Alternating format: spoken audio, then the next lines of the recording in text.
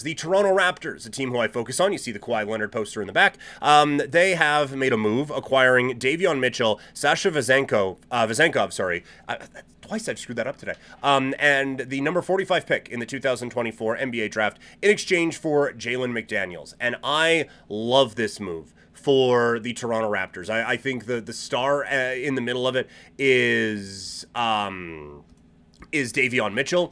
I think that this is a really intriguing player, and one that, like, when the Raptors were in their spot drafting in the Scottie Barnes draft, he was one where I was like, you know what? This guy could make some sense.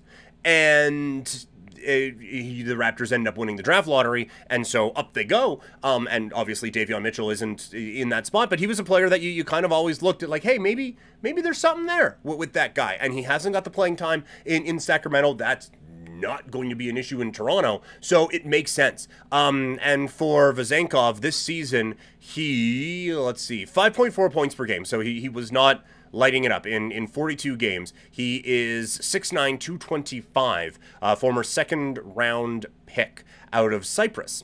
The interesting part is he shoots 37.5% from three. If you can bump that up a little bit more and give him a bit more playing time, then maybe you have found another three-point option off of your bench as well. And for the Raptors, like, Jalen McDaniels was not a part of the plan anyway, and quite frankly, might have been waived in a couple of weeks if this trade doesn't actually go down. So the Raptors have a ton of cap space, they weaponize it, and they bring in a young player that you can get excited about, maybe a project, and the 45th overall pick, which is, we'll talk about second-round picks in a second here, but it's not nothing. It's a guy that you can bring in and maybe give a look to.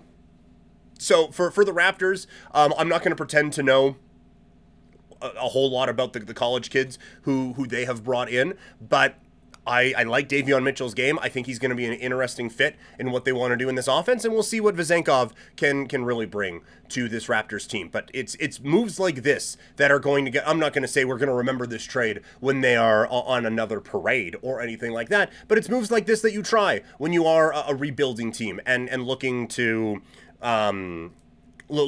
try to get back into contention here and build around a team that right now really only has a couple of guys. You take a couple of shots, you can bring in some money, and if it doesn't work out, it's just money for billion-dollar teams.